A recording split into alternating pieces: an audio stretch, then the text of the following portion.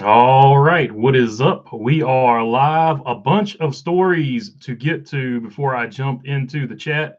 So while everybody sort of filters in, let me just go ahead and start with the big one. Looks like Kroger.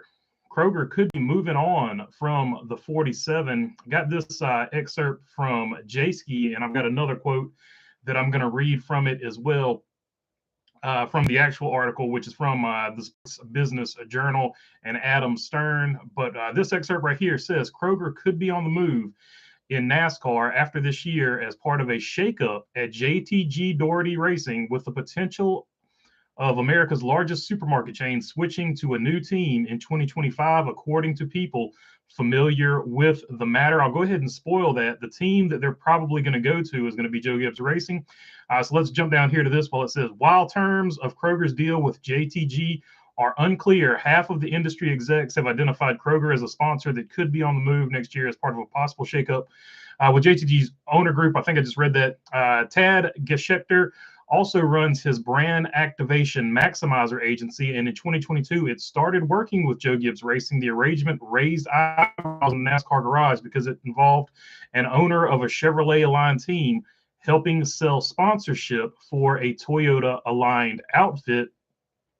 Since most recent offseason, however, industry sources have identified Joe Gibbs Racing as a possible destination for Kroger in 2025, and Geschecter along with it. They coincided with subtle moves since last season that have also seemed to suggest that Kroger Racing could split from its longtime relationship with JTG.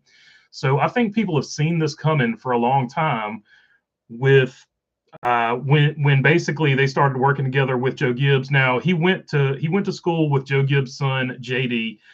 Tad did. So that was always the story as to why he was helping out like that, and that was cool, But everybody, sort of had this inkling that everybody at the time thought, JTG is going to go to Toyota. That was the big story. But now that all this has happened, what's going to happen with JTG and the ownership group? There are basically two ways they can go. They can sell the charter, or possibly somebody buys in to the ownership group. The ownership group, as it stands right now, of course, Brad Doherty, Tad Geschecter, and his wife, and a guy named Gordon Smith, who is another businessman. Nobody knows the actual ownership arrangement, who owns how much of what, but it is going to open up, if what this story says is true. It is going to open up. I want to be clear, all this is speculation today. What it would do is open up a window where if somebody wanted to buy into the 47 team, they could buy into the 47 team. And of course, the first name that's going to jump to everybody's mind is going to be Dale Jr. So let me throw either some water or some gasoline onto that fire, because Sugarland's Distilling Company is one of the group that was signed on with that marketing brand. So I'll let you guys make of this what you make of it. But this is also from that Adam Stern article. When Sugarland's Distilling Company signed on as a partner of JTG Doherty Racing in 2023, JTG was named as a partner of the deal in the press release. But when Sugarland's announced an extension heading into this season, the press release stated that the deal was between Sugarland's and Kroger Racing, with no mention of JTG. There was also no mention of JTG in an extension announced between Kroger Racing and Treetop Applesauce. Geschecter and his Kroger Racing program have declined comment when asked about possible changes to the team next year, while April Pence, head of communications and engagement for Kroger, wrote in an email last week that the company is focused on the 2024 season. Joe Gibbs Racing also declined comment. Smith, the entrepreneur who owns another stake, Gordon Smith is who they're referring to here, did not respond to requests for comment about the future of the team either. So there you go. So there is your. So we'll start with Dale Jr., because that's the one that probably everybody wants to talk about. If the ownership is opening, that would be an opportunity for Dale Jr. to buy into a team. So there is that aspect. There are also other team owners who are interested in a charter. I could see an RCR buying in to that as well. And Trackhouse, they like to do crazy stuff too. So I think those could be three possible teams that are interested in buying into an extra charter, even though they might not have full control of it. We've seen RCR basically do it with some other groups who they were tightly aligned with. They might have had, not necessarily an ownership stake, but, they had Ty Dillon driving the 13 car over there. So I think RCR would have to be one you think about, and that would be a good place to put Austin Hill. Dale Jr., obviously, if he wanted to buy into it. Now, Dale Jr. has said multiple times he wants to have the majority control at the very least. He actually just wants to own the whole thing. So pour a little bit of cold water there. But the fact that Sugarlands Distilling Company might have something to do with some of these movements, depending on how you want to take that information I just read, could lend to maybe the theory that maybe they're saying Kroger Racing because they didn't want to announce that maybe Dale Jr. was in cahoots or working in. The other way of looking at it is they're saying Kroger Racing because Kroger Racing is going to Joe Gibbs Racing. So you can read that either way you want to, but this could be the other opportunity. And if Dale Jr. goes over there, I would imagine somebody like Sammy Smith would be the guy that he would probably go with if he bought into the 47. So, of course, all this is speculation and rumors. And Trackhouse, of course, it would be SVG, right? So we know who that would most likely be. Or you move Daniel Suarez or Ross Chastain over there and put SVG over there at Trackhouse, however you want to work it. But either way, it would just be an extra Trackhouse car, how that would play out. The other end of that spectrum is they close up shop and they sell the charter. So if they sold the charter, obviously the same names that we always talk about are going to be involved. That would be 2311. That would be your Trackhouse. And also, Legacy and RCR would also be in that mix. And Dale Jr. has basically said that, the waters are a little too rich for his blood right now to be buying a charter. So if the charter is sold, I think you could take Dale Jr.'s name out of it. But RCR would still be in the mix with Austin Hill. Legacy would be in the mix with the guy that they're fixing to put into the race car. We're going to get to that story in just a minute with Corey Heim. I think Corey Heim, either way, if Toyota gets this, either way, Corey Heim is going to be your driver here. And also, Trackhouse, if Trackhouse bought it, SVG would be the driver. And then 2311, I think if 2311 buys it, I think Corey Heim is still going to be your driver. So that's interesting. So those are all the sort of what if scenarios of this rumor, but it doesn't address the current driver, the current driver who is Ricky Stenhouse. What would Ricky Stenhouse do in this situation? And a lot of people are like, oh, he would move down to Xfinity, even though he's won a couple championships there, or maybe he runs trucks. I think if Ricky Stenhouse loses his seat here, I don't know that anybody else in the Cup Series would pick him up. I think Ricky Stenhouse would be just as happy going and racing dirt. I could see Ricky Stenhouse just going back and racing dirt. I think that's most likely what he would do, especially with high limit and stuff like that being really, really popular right now. I could definitely see that being what Ricky Stenhouse does if all this happens. I want to be very clear about that. But with that being said, of course, the other big news today was that Eric Jones, after being released from the Birmingham, Alabama Medical Center, he went back home to Charlotte, and he was still having back pain, I guess. So he got another checkup, and he has a fracture of his lower vertebrae. So he is going to be out for the foreseeable future. Now, we don't know when he's coming back. I'm not a doctor, but I have once before slept at a Holiday Inn. So I did the old Google search, of course.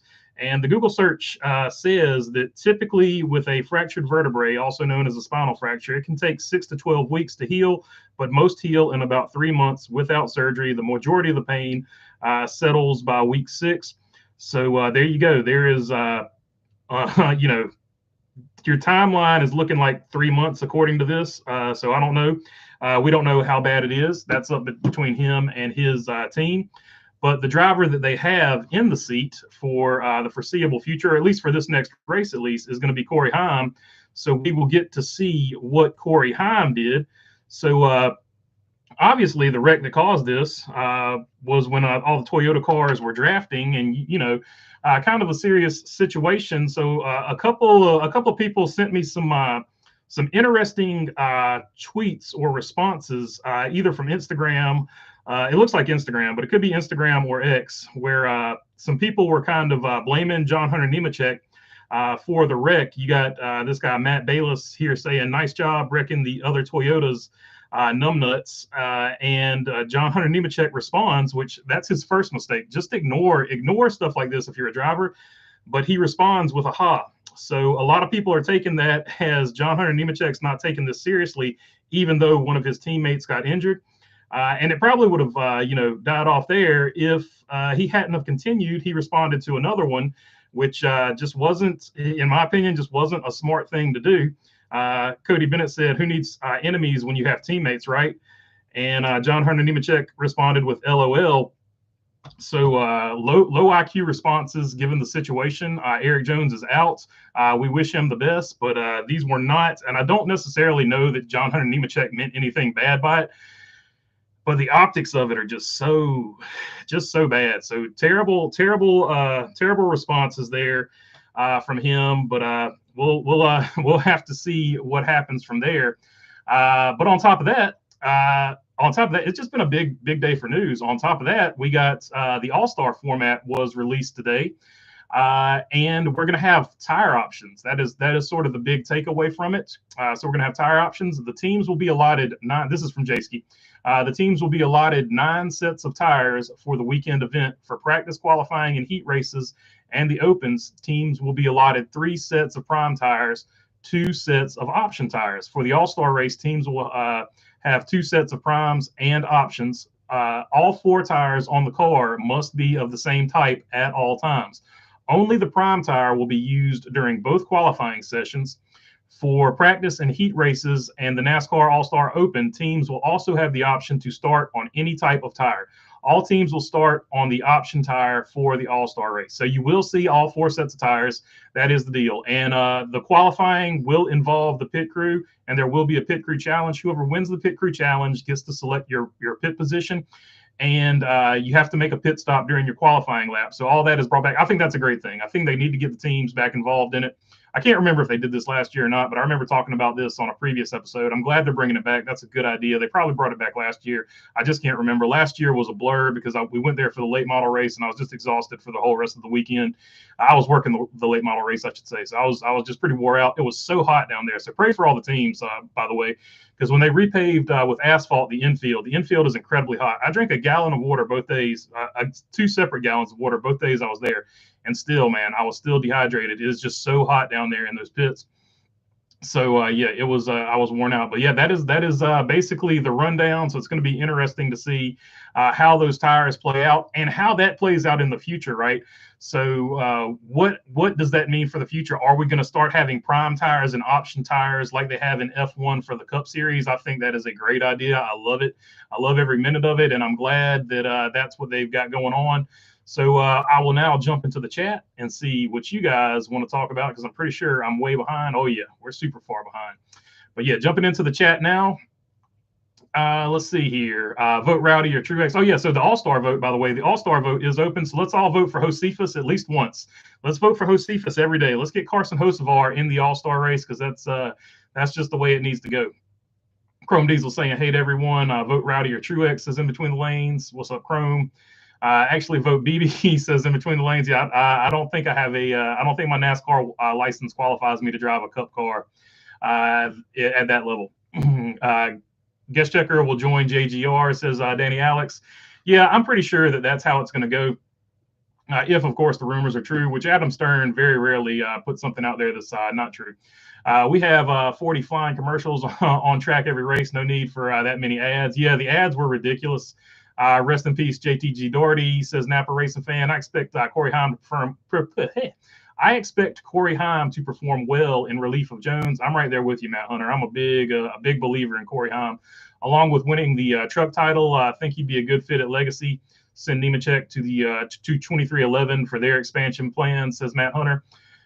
That to me, that would make sense, because I know I feel like Denny Hamlin's a pretty big supporter of John Hunter Nemechek. He was going to be the backup driver there when I think when Kurt Busch originally got hurt. So I know Denny Hamlin likes him.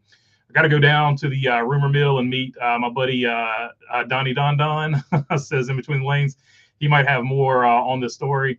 I don't think JTG will exist, says Jackson Robinson. So yeah, a lot of people are thinking they're just going to sell the charter.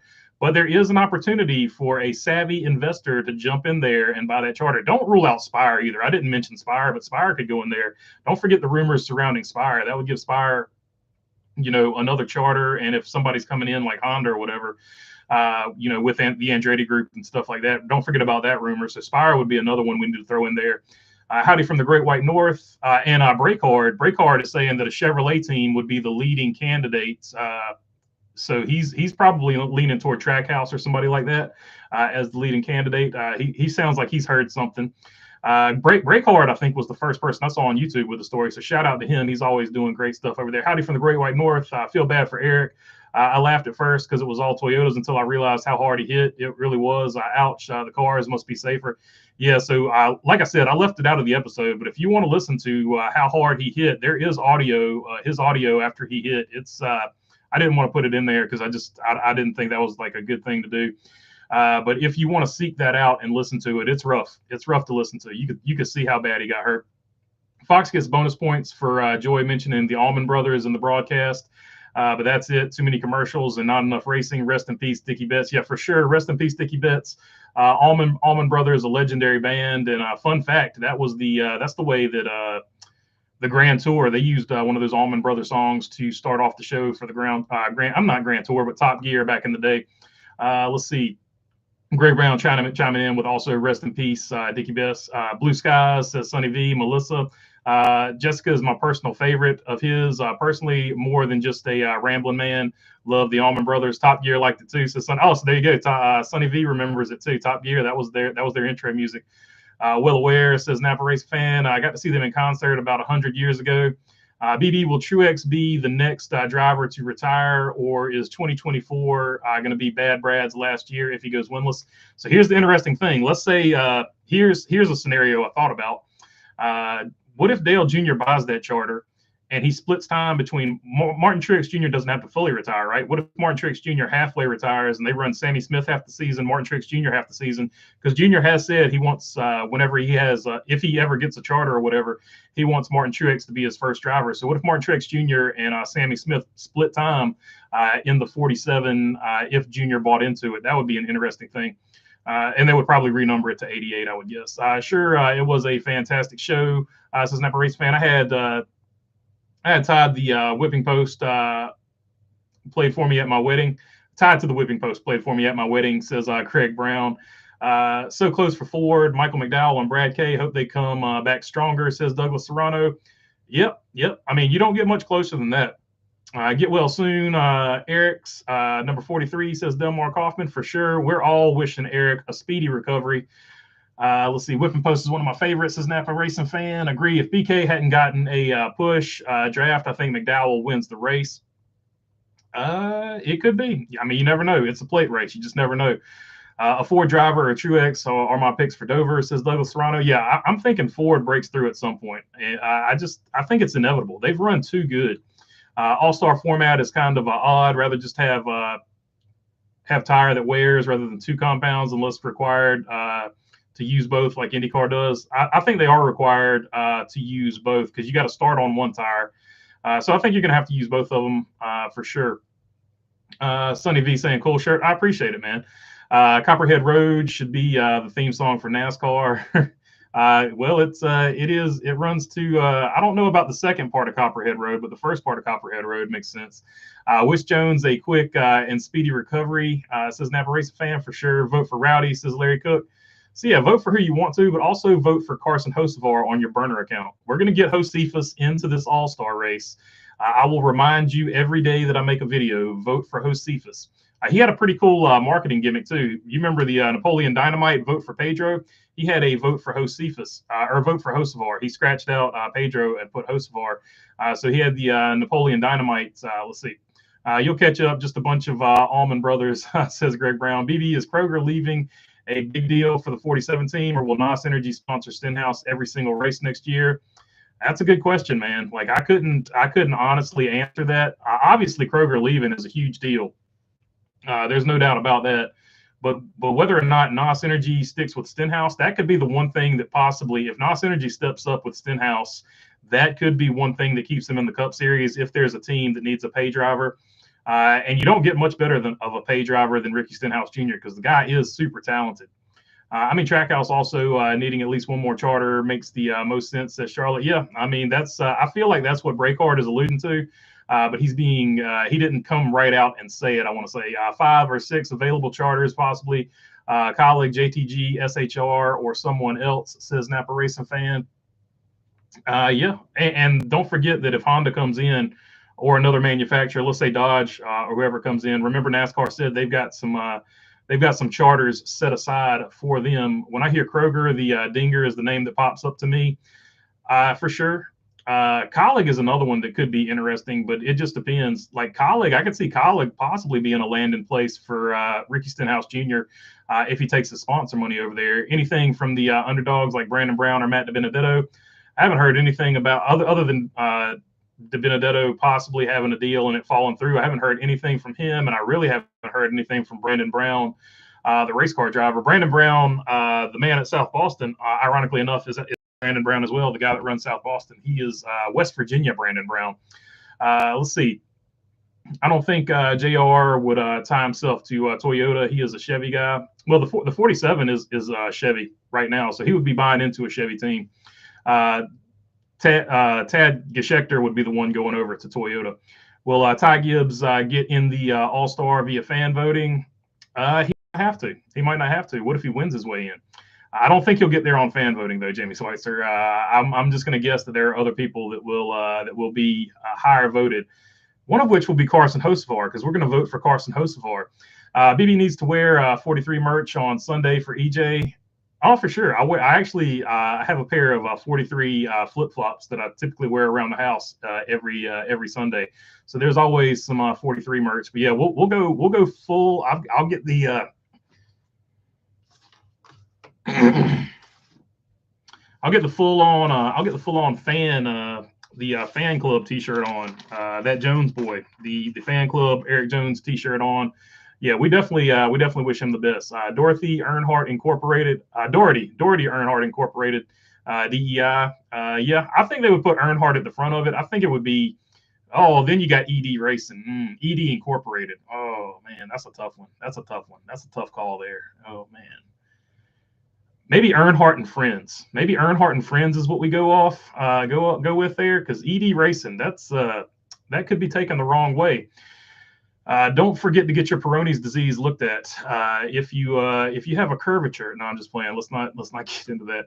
I just remembered last time. That's Dupuytren's contracture. Last time I saw the Allman Brothers was down in Charlotte. I met Fireball Roberts' daughter. Was pretty neat. Talking to her. Yeah, Fireball Roberts is another good one. Not a lot of people really remember. B, putting the merch site. So yeah, if you want to, we don't have these shirts, but if you want to get this hat, and we also have sweatshirts and T-shirts and stickers, and other stuff. So if you want to visit the merch store, it helps out the channel quite a bit. And hopefully, I'll get one of those videos that you see where it is helping out the channel, where I do some traveling. Get one of those finished pretty soon here. Tom Dannison, hey everyone, hope you are all doing well. Can anyone tell me if in fact John Hunter actually bumped Wallace? If so, is there video of it? Says Tom. I have no idea. Like, I'm not taking sides saying who started that Toyota thing. It could just be a situation where they all went over the hump and they all got loose. I'm not blaming anybody for it. What I'm saying is it's not a good look to be saying LOL when you got a man sitting out a few races. He should have just not responded. Like that's the move. That's the move in that situation. He should have just not responded in that situation. Let's see. I found out Breakard's real name is Matt. Says in between the lanes. So all right. I don't know if he wants that out there, but we'll just keep calling him Breakard. We'll see what he wants to go by. Dinger did win the 2014 Glen race for JTG, but good work, good sleuthing there, good field work, my friend, for JTG. But felt like he should have won a few Sonoma races. Just dumb thing always happened to the 47. Yeah, there was a time when the 47 was the car at road courses, and then something insane would happen. I remember it caught on fire one time. It had electrical problems one time. It's always one of those deals. Can you explain the whole tire option that will happen at the All-Star race? Yeah. Let's see. The teams will be allotted 9 sets of tires for the event weekend. For practice and qualifying and heat races and open, the teams will be allotted 3 sets of prime tires, 2 sets of option tires. For the All-Star race, teams will have 2 sets, each primes and options. So 2 sets of primes, 2 sets of options there for the actual All-Star race itself. All 4 tires on the car must be of the same type, so you can't mix primes and options. Only the prime tire will be used during both qualifying sessions. So for the Open and for the All-Star race, they will have to qualify on prime tires. For practice and heat races, the NASCAR All-Star Open teams will have the option to start on any type of tire. all teams will start on the option tire for the All-Star race. So all 4 tires will be used because they have to qualify on the prime tire, but they have to start the All-Star race on the option tire. So all 4, both types of tires will be used, and they have 2 sets of each tire for the All-Star race. And there you go. There is your tire deal for the All-Star race. I'll be voting for Carson Hocevar, says Jamie Schweitzer. There you go. We're throwing it for Josephus here. I think Teresa has DEI rights to the logo. She does have rights to the logo, but she doesn't have rights to the name. So they can still use the name and just get a different logo. I believe McDowell and Bad Brad are both to blame for Ford not winning. McDowell threw a bad block, but Brad also let Reddick fly right by him at the end. Yeah, I mean, I don't know. I feel like he just wanted to race them to the end. So I don't know. It's just a tough way to lose. What is a 47 charter? A 47 charter is the 47 car has a charter, and that's what we're talking about, Krusty. I believe Nemechek started the chain reaction wreck with the Toyotas. Says Napa Racing Fan. I mean, yeah, I'm not going to get into the weeds with that one. It was just what I will say is it wasn't the most intelligent thing to putting laughing emojis when you've got a teammate out. Douglas Serrano, Matty D still learning his new team. Give him time, says Douglas Serrano. Oh, never mind, dude. Had to move out of Lake Norman, says Krusty. It was from the Break Hard podcast where I found that out. Says okay, so he's cool going by Matt. All right, so we'll call him Matt Break Hard and Kyle Baloney Burger. Gotta love Ricky Bobby, those kids though, says Krusty. Where do you vote for the All-Star race? You can go to NASCAR.com and they will have a section on there on NASCAR.com. Let me see if I can find it real quick and I'll post the link.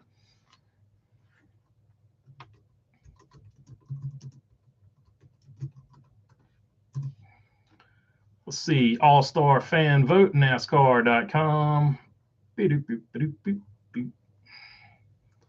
Vote up to 5 times a day. So there you go. You can vote for your favorite driver, and then you can vote for Carson Hocevar 4 more times. So that's excellent. That's what we're going to do.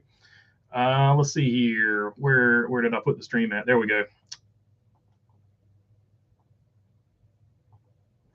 There you go. There, if you want to vote for your favorite driver plus Carson Hocevar 4 times, get locked and loaded and ready to go. Let's see here. Gregson also had a chance to move high to block Reddick for the win, but didn't do so. Ford still winless in the top 3. Yeah, I feel like Ford was all trying to work together, obviously, except for Michael McDowell, who was in the lead and had to protect his lead. It is what it is, though. It's restrictor plate racing. It's really hard to nitpick because it happens so fast, and you don't know what's going to happen. Bumstead on NASCAR.com says Bumblebee. Sorry, I'm only 12 minutes in, says Bumstead. It's all good. It's all good. We just posted it down in the chat, so you can vote for whoever you want to. Let's see. Krusty going checker flag for the Poodle. I was excited until you said that tire that they had to start on. Keep it interesting and let them choose. I'm with you there, Cody Ledger. But I think they're doing that so that you are forced to use both tires, so that you know what they do. So from that perspective, I like it. But I'm with you. After they practice with.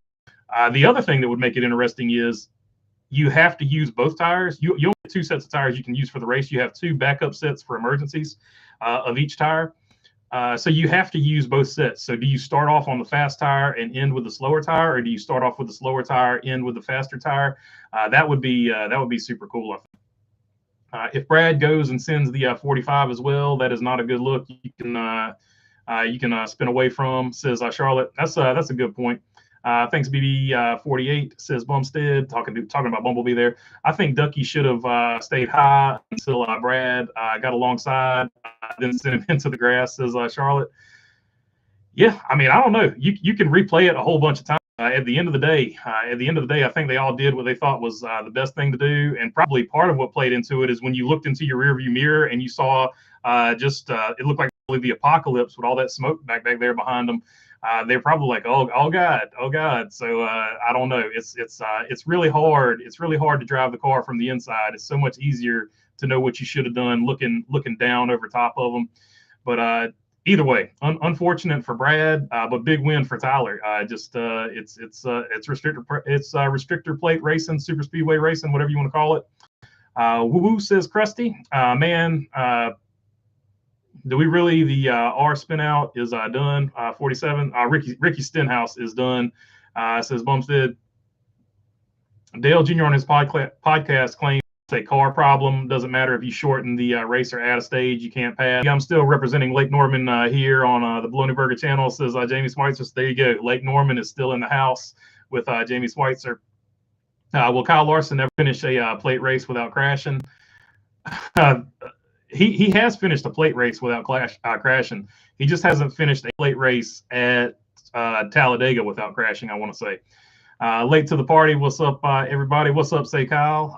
We're reeling from the Magic loss. Clearly, the officials have fixed in. That is the only reason the Magic are down 2-0. But we're going to get right back in it. We're going to win the next 4. No fear. Magic Nation is here. McDowell shouldn't have let Brad back off that far to begin with if our guards show up. To begin with, not even a Ford fan, but was disappointed with the finish. 2 lines, doing nearly nothing the last 30 laps. Gibbs destroyed the 3rd lane, says Napa Racing fan. Yeah, I agree. A lot of people were, not a lot of people, somebody was trying to blame somebody else for that lane going. I think Hemrick, they said, also cost the 3rd lane some momentum. So interesting thoughts on that one. But the way I saw it, I thought it was Ty Gibbs that went up there and put the final nail in that particular coffin. Do you think Nemechek wins a race? If so, what track? I don't see him winning a race. I could be wrong. The only type of race I could see him possibly winning would be a restrictor plate race. He was up front in this one for quite a bit, so you never know. But it's just hard for a rookie to win a race. I think if a rookie wins a race this year, it's going to be probably Carson Hocevar, maybe Josh Berry at a short track. But it's just so hard with this new car for a rookie to win. I think this car has a bigger gap between it than previous years coming from Xfinity to this car. Daytona 500, 11th for Larson, says Young Money 5. Yeah, that's what I'm saying. He has finished good looking out, Young Money.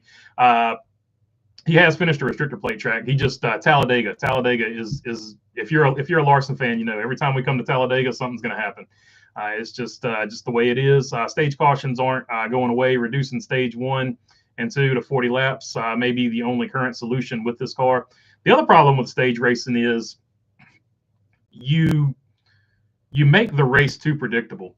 When you know that the race is only going to be X amount of laps long and it's a shorter distance, so like if you know it's only going to be like 120 laps, it is so much easier to prepare for 120 laps, and that's why all the strategies look nearly the same.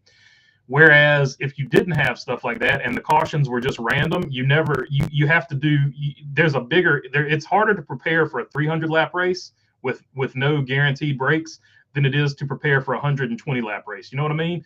So the strategies, I know a lot of people like the stages and stuff like that. I know a lot of people don't like the stages, but with the stages, that is one compromise you have to make, is that the strategy is all going to look the exact same. And nowhere is this more obvious and blatant than on a road course, where pretty much everybody that thinks they can win the race pits 2 laps before pits right before pit road closes, which is 2 laps before the white green flag, whatever it's called, for the stage break. So evident that everybody is on the exact same strategy. So it ruins a little bit of the strategy from that perspective. So that is one critique of the stage breaks. Or you could keep the stages and not have the stage breaks if you wanted to let the strategy fully play out. A playoff series doesn't start until the team wins on the road. No stress. LOL, says Say Kyle. That's right. We're still in this. If Rick Ware was smart, he would hire Stenhouse and replace Cody in the 15. I think he's got a pretty solid driver over there in Kaz Grala. I know a lot of people might not be huge fans of Kaz Grala, but I think he's got a pretty solid driver in Kaz Grala, truth be told. But yeah, Ricky Stenhouse, you would bring sponsorship over there with NOS Energy drink. And so, yeah, that wouldn't necessarily be the worst move of all time, I would say. Let's see. Joe Nemechek has a better shot to win than John Hunter Nemechek, says Charlotte Ander. So Charlotte Ander, not a believer in the talents of young John Hunter Nemechek. Knicks up 2-0. Islanders down 0-2. Says in between the lanes. So there you go. New York, the orange and blue teams are at polar opposite ends in the playoffs as it stands now. He finished 11th at Daytona, but he was still involved in a wreck. LOL, says Escobar. Well, that's true, but he did finish the race. It was just a little baby wreck. It was just a minor wreck. We were able to fix it and keep going. What happened to Jones? Says Next Gen. So when Toyota went to draft with each other, Jones was he was the second car in that draft, and then Bubba Wallace and John Hunter Nemechek both got a really strong run at the same time. And they were going over the tunnel turn, which disrupts the cars anyway. And just basically the way that everything played out, they were all loose, and there was a big push coming, and they wrecked all the Toyotas there except for 3 that were in that group. So that's what happened to Eric Jones. He went basically head first into the wall at Talladega. And we all know what that reminds us of Daytona. It was a somewhat similar wreck.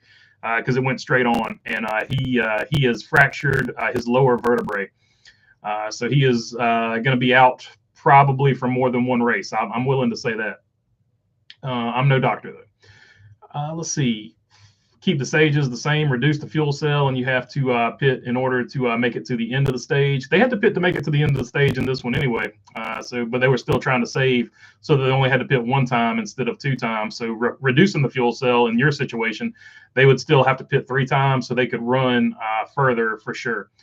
So that would make sense from that perspective. Stage cautions ruin strategy everywhere, not just road courses. Sad but true, says Napa Racing Fan. Yeah, it shortens the race, and the shorter the race, the fewer amount of strategies you have. It's like if you're playing a basketball game and you're down 3 with 23 seconds, there's only a few strategies. Whereas if you're down 3 with 12 or 13 minutes to go, there's a lot more strategies you can throw out there. That's the best analogy I can give on that one.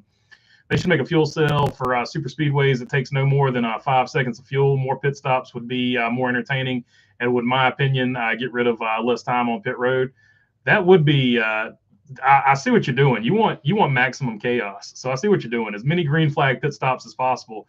The Toyota camp is slamming their hands, because it feels like every week, and I'm not picking on Toyota, but it really feels like every week Toyota has some type of issue with their fastest cars on pit road. Imagine how many wins Toyota would probably have this season if it wasn't for like pit road issues. They might be right up there with Chevrolet, to be totally honest with you. Earth 2 Jr. becomes a co-owner of Stewart Haas Racing, renames it She Racing, says Jamie Schweitzer. The 47 has an alliance with Hendrick, so to me that would leave out RCR. Maybe, unless RCR bought the ownership stake, and then they no longer have an alliance with Hendrick. So that's kind of how that would go. But yeah, like it's all up for speculation. I mean, whoever buys into it, depending on how much of it they buy, they could technically move it to whatever alliance they wanted to if they had the money. JTG needs ECR engine package. It says Douglas Serrano. Ricky Stenhouse Jr. shops at Kroger and buys NOS Energy there. He indeed does. He indeed does. He also likes to snap into a Slim Jim with his NOS Energy while he's there. What's your opinion on the scoring pylons? I don't give them any thought like this. Like, I'm going to be honest with you. That's the most contrived controversy I've ever seen in my life. If you want to complain about something, you got something to complain about. I mean, it sucks because it's a big tradition. I do like a scoring pylon, but I'm not going to – it's not like, oh, no, the scoring pylon's gone. Whatever am I going to do to see where the race is at? Because, you've either got your phone or you can look at the monitor. I'm not trying to simp for NASCAR or anything like that. I just felt like it was just the thing of the day to gripe and complain about on social media.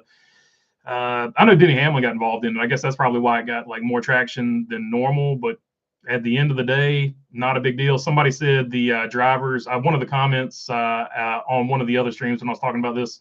Somebody said the drivers use the scoring pylon to see where they're at and stuff like that. Yeah, but you've got spotters too, and you've got basically a full-blown command center inside of those pit boxes.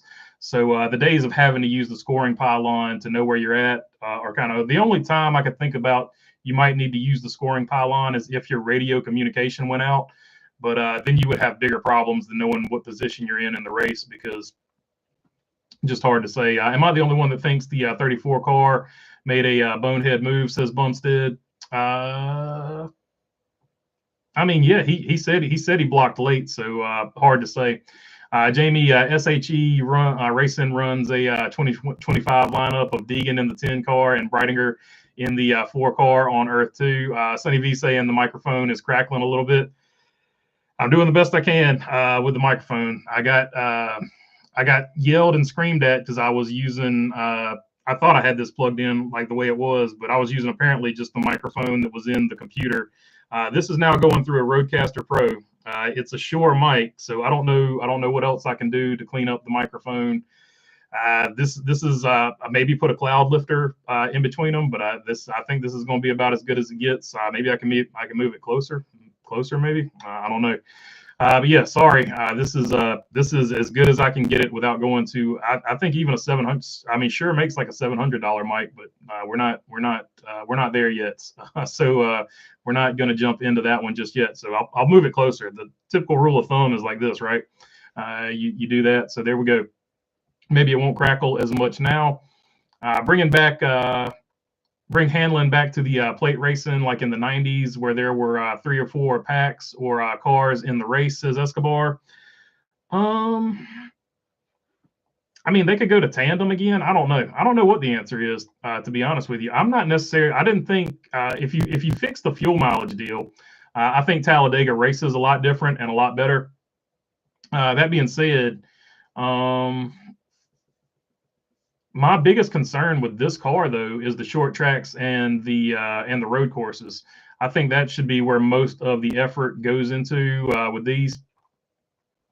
I can't imagine Talladega ever going from 500 miles to 400 miles for Cup. Oh, yeah, you got to keep it 500 miles. I do love chaos. I would like to see only green flag pit stops in an all-star race for maximum drama, too, LOL. Says say Kyle, I voted for the 77 All-Star one time, the number 7 All-Star. Both are my favorites, says Bumstead. So there you go. We got one Josephus vote in there. I was at Dominion Raceway this past Sunday doing the Extreme Experience. It was amazing. I'm telling you, man, Dominion Speedway, it's one of the nicer facilities you'll ever visit. As far as any racing goes. They got the big road course that goes around the short track. They've got a road course and they've got a short track inside of it. And to get your racing fuel, you swipe your card like you would at 7-Eleven or wherever. Swipe your card, you pump your racing fuel. It's a neat setup. Really, really cool place. Let's see. I don't think looking at a phone or other screen is the answer. Going to have the positive effect that they want, says Charlotte Ander. I mean, either way, you're looking at something like, so they use the argument, if you're looking down at your phone, you don't know what's going on the track. But even if you're looking at the scoring pylon, you're still looking at the scoring pylon. You're not necessarily going to see where the track is. But there is, everybody thinks that when you're looking at a phone, you have to look down. There is this option. You can look at the phone in front of you like this, so you don't get a hump in your neck. And also, you could be seeing the action on the track while holding your phone up doing this and still seeing the action on the track. So that's why I didn't want to get into that argument, because I didn't want to be like, hey, guess what? You don't have to look down at your phone. Like it always trips me out that people don't think about, you can hold your phone up. You can hold your phone up and look at it the same way you would the same sight line as the scoring pylon. I just don't have a real opinion on the scoring pylon. It's traditional, and I hate to see the tradition of it go away. But I'm not gonna sit here and act. I can't pretend like I care about it, I guess is probably the best thing to say. But yeah, I'm actually more upset about the 76 balls gone. Like the big 76 scoring tower or spotter towers. Like that probably irritates me more than anything. Like I miss the old set. They could have repainted it with something else. They could have put something else. You could have kept the 76 spotter things. So like that probably, and there's no rational reason behind why it irritates me. I just wish they were back. Like they were really one of the cool things you looked at when you went to the racetrack. So that probably irritates me more. They could have repainted it to anything else, like anything else. Be a good sponsor for Tropicana. Tropicana could have jumped in there with the big orange spotter balls. So I don't know. How about Ross? Second week in a row where he lost a top 5 finish at the very end on the last lap, says Dirty Def. Yeah, Yep. It's been a rough last lap scenarios for the old one car. Back in '06, the fuel cell for plate racing was 13 gallons. Says Chrome Diesel. Hey, there you go. Let's take it back to 13 gallons. Be done with it. I've heard Byron many times ask what position he's in. I've never heard him say, just look at the pylon now. Just look at the pylon to know LOL. So say, this will be under caution. This will be under caution, to be fair. So there you go. 12 car was nowhere, probably because I bet on him to win, says Bumstead. That's the way that goes. Let's not even talk about the Haney boxing match. That was, Jesus. Like, why did I bet on that? Let's see. BB, will SVG go full time in Cup next year? Probably. I think they'll find a way. For him. You're correct, unless you're a death metal vocalist. When you cut the mic to make the sound, guys lose his ever loving mind. Says say Kyle. So yeah, I guess get a little closer to the mic and reduce the crackling. We'll figure this set. We'll figure the audio out one day eventually. Here's some theme music. There you go. We have sound effects. Hilarious. What does this button do? Hey, look at that. I've got the where's the Gen Z likes a laugh track. That's for my corny jokes. There's the rim shot. There's creepy. That's even better for my jokes actually. And there, if I say a bad word, that's what Gen Z likes right there. They like a good laugh track. So we'll have to wear that one out. Let's see. I took a Lambo Huracan around the road course at Dominion. If you are Gen Z, please explain to me why you hate the laugh track. Like, that's always interesting. Andy Kaufman had a thought on the laugh track. He didn't like it because he said it was deceased people laughing, and he said that creeped him out. So Andy Kaufman had a strong opinion about a laugh track as well. But I would like to know why Gen Z doesn't care for the laugh track. Because it seems to be a thing, and it was one of those things I never paid attention to it when watching sitcoms in the 90s and early 2000s. But yeah, anyway, let's get back to talking about racing. I took a Lambo Huracan around the road course at Dominion. So that's pretty rad, dude. That's pretty rad. Any day you're in a Lambo or a car like that is a good day. Kyle Busch, not a fan of these next gen cars. Yeah, he is definitely not a fan of them. He gave his thoughts on the Pat McAfee show about the car. What are your realistic expectations for Corey Heim in the 43 car, top 10, top 20, or just being consistent, says Bumblebee? I think you'll see him do something pretty similar to probably what Josh Berry did. You'll have some good runs. You'll have some runs where he looks like he's a little bit lost. It's a hard car, a hard one to get used to, because it's just so much different than every circle track race car that they've probably driven before this. If I start looking at my phone, I get lost. Charlotte, that is fair. The phones are set up to distract you. They got the Vegas. It's a good counterpoint, Charlotte. I like that. Yeah, they do have the phone set up just like Las Vegas. What can possibly distract you for as long as possible? That is how all social media is set up for sure. Bumblebee saying, yeah. Let's see about the top 20 from Mark Barnum. The last Gen 6 Super Speedway package was great, except runs were too big. Thankfully, Newman walked out of Daytona. There's hardly any run.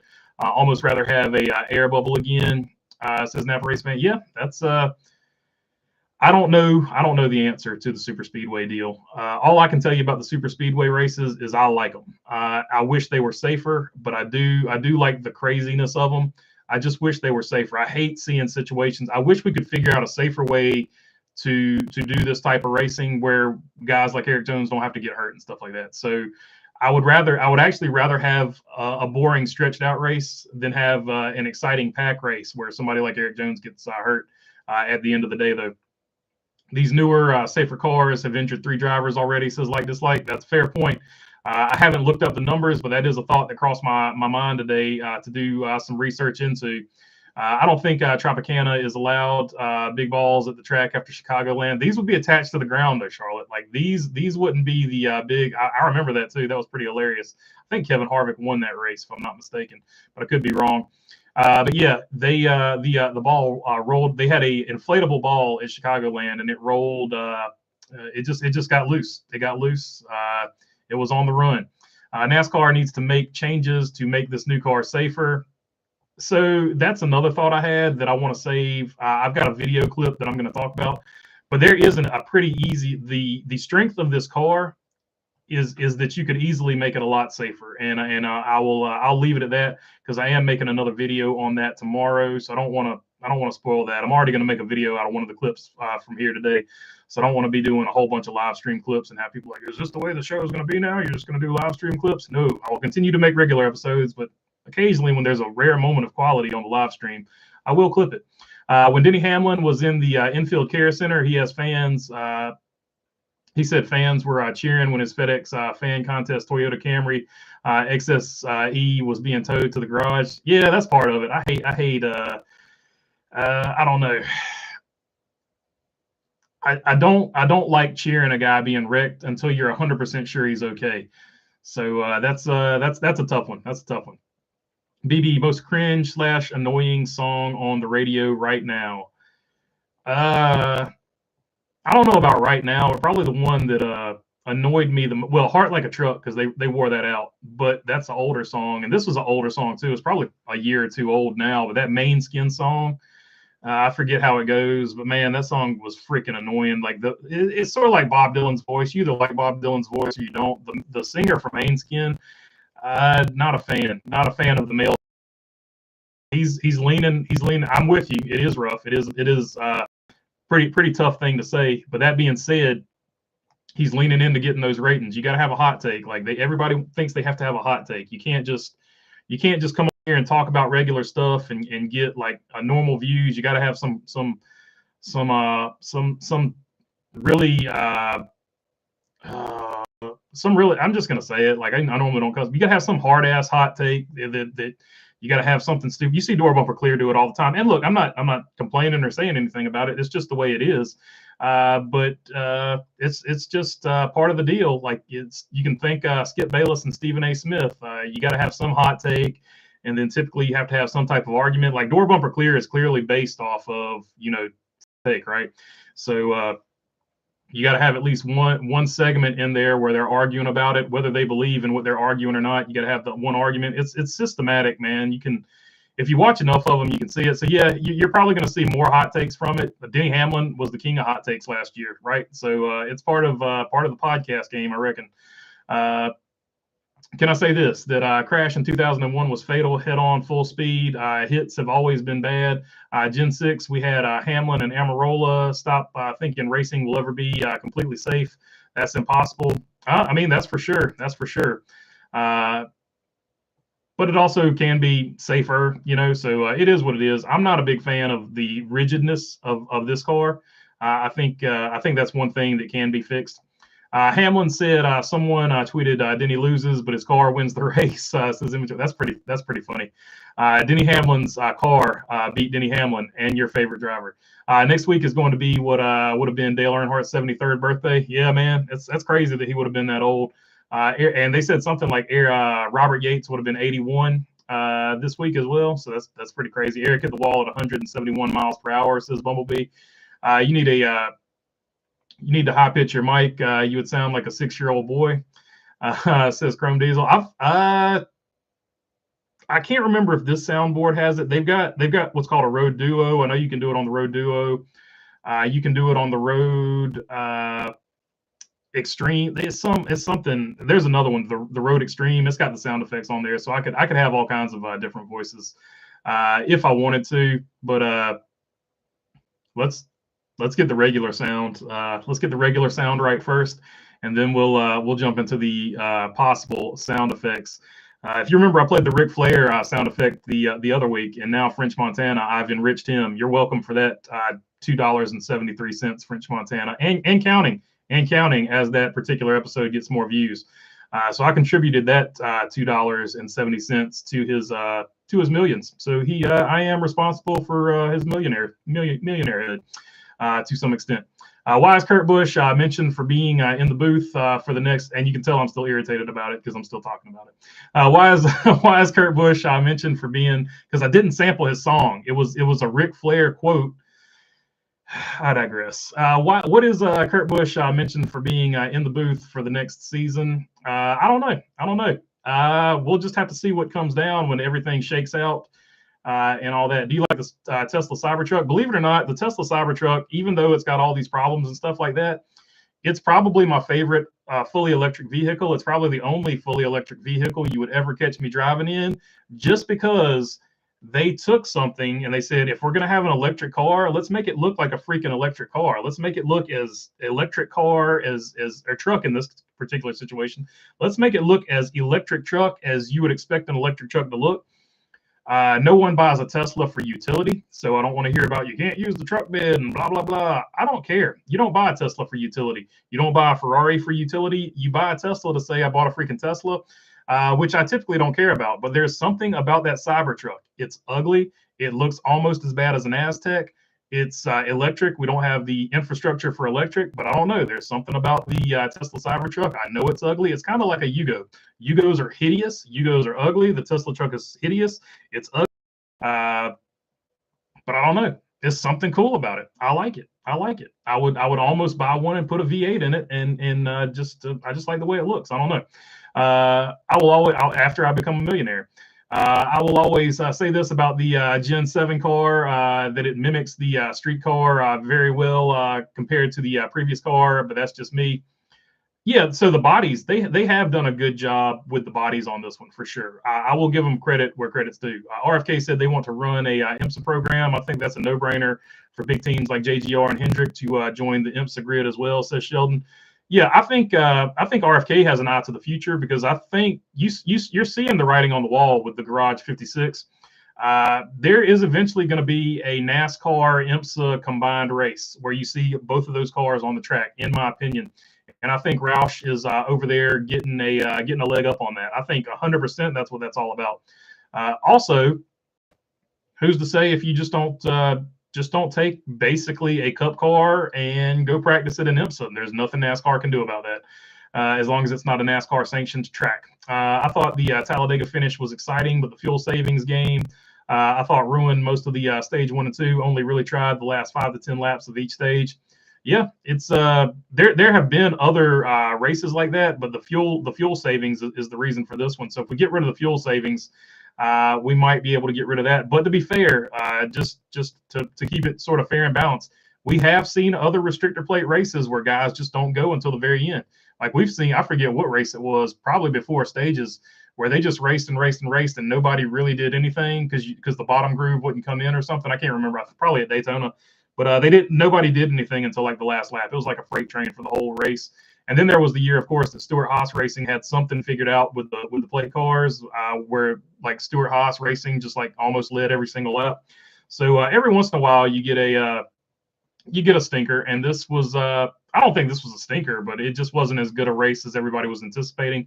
And a lot of that had to do with Fox's coverage too. Like we can't put it all on the racing. Fox's coverage probably put a damper on it too. So there was a culmination of things that made everybody kind of a lot of people, not everybody, a lot of people really irritated with this race. Bowman's best track is Dover. Definitely has a shot to win, says Napa Race fan.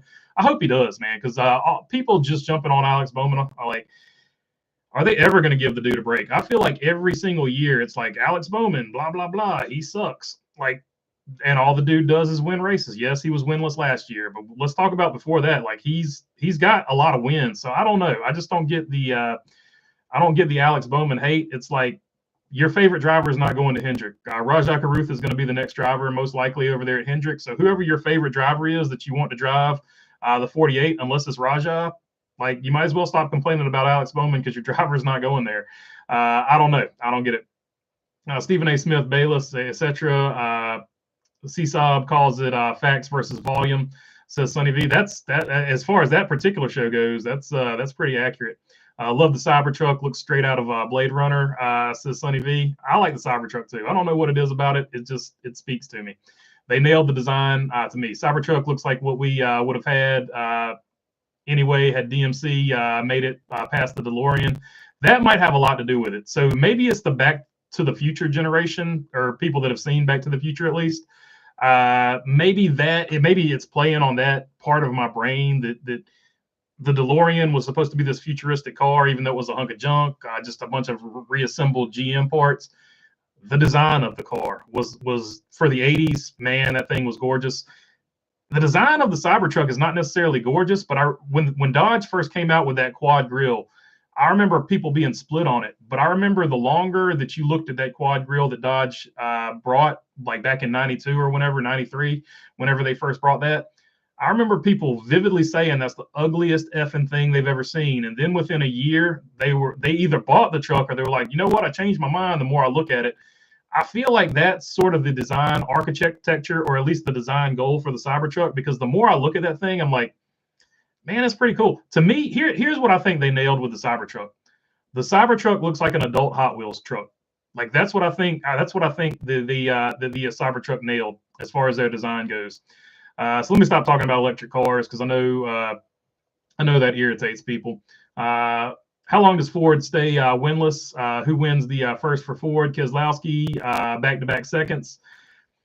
I'm going to say probably your best opportunities are going to be Keselowski, Chris Buescher, Joey Logano, and Ryan Blaney. Those would be the four that I pick from, with the caveat of if they haven't won by a road course, Michael McDowell, and if they haven't won again by a restrictor plate track, Michael McDowell's pretty tough at both of those. I think what Toyota was doing before they wrecked was noted by other teams, and Fuel Racing won't be around for long. Says like dislike. I'm right there with you, man. I really wish they hadn't wrecked because I think they had the winning strategy before that wreck. Well, they won anyway, right? So, but before that, I think they had hands down the winning strategy. And Denny Hamlin was on board with it too. He said something of that on his podcast as well. So I think you're onto something with that. I agree with you 100%. Them trucks do look cool. Reminds me of the VW things from back in the day, says Jamie Schweitzer. Roush started in sports cars, only in IMSA. It'd be neat for RFK to enter IMSA. I agree 100%. That would actually be a cool bookend for that as well. No trucks at Dover is dumb. ARCA won't be as good as trucks, says Napa Race fan. Yeah, that's kind of a bummer. Hopefully they don't tear up a bunch of ARCA cars because Dover is a tough track when something happens.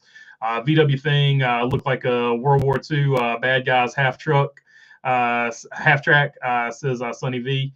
You guys remember the Jeepster too? Like they're the old Jeepsters with the chain drive or something like that. Those were pretty crazy looking cars.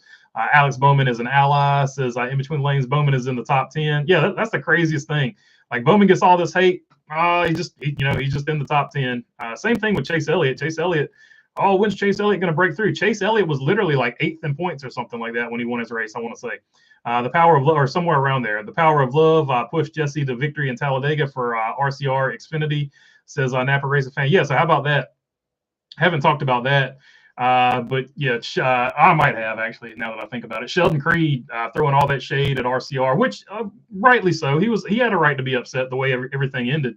But saying that RCR, their stuff was not as competitive as Joe Gibbs Racing stuff, and now Jesse Love sitting in the same car has already won a race. That's got to be irritating if you're a Sheldon Creed or a Sheldon Creed fan.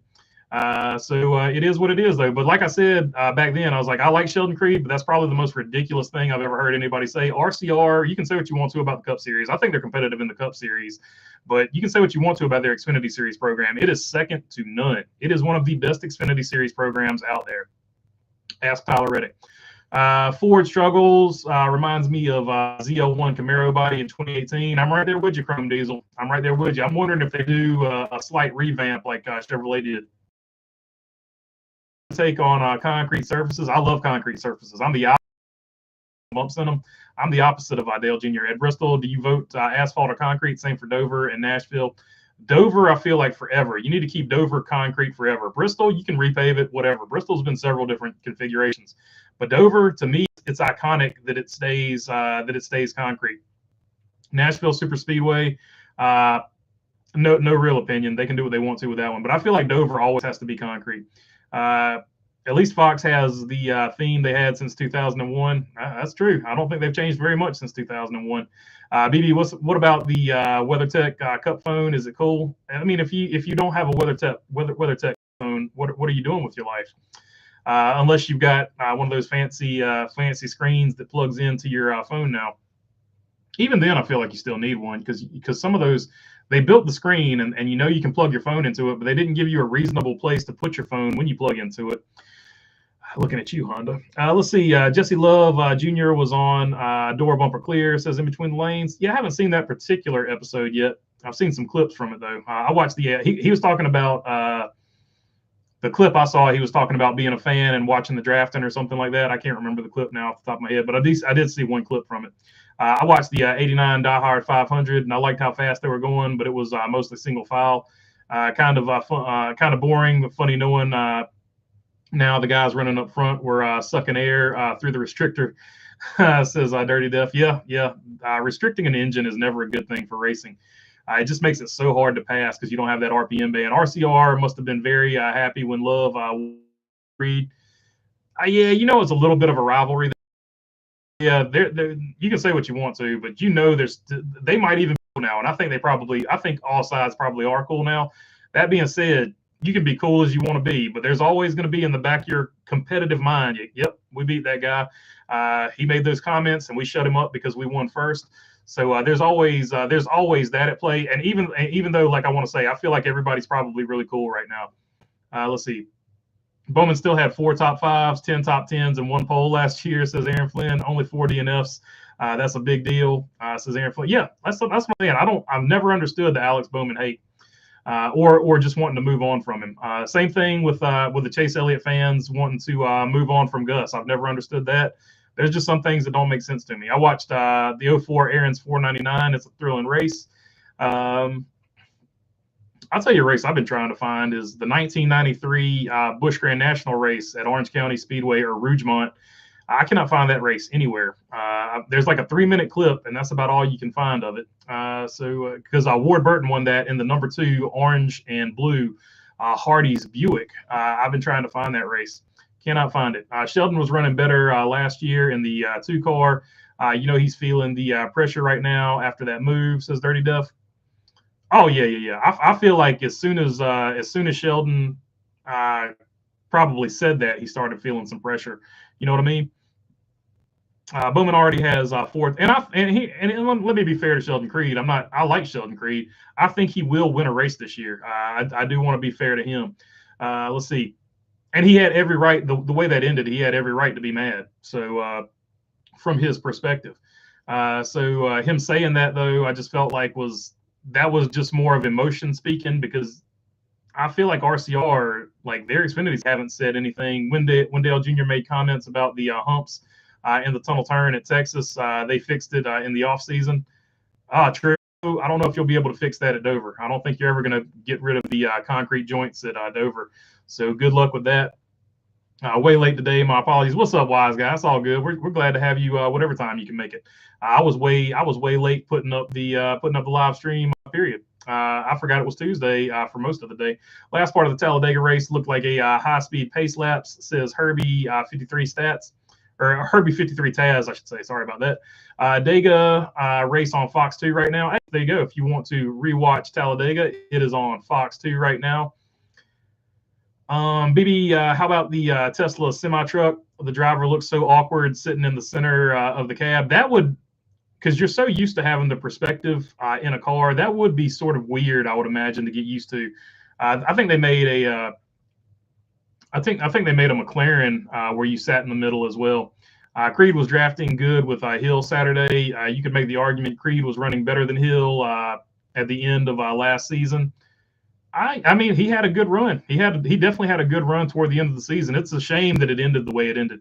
I think Route 1 on the way to Dover is all concrete.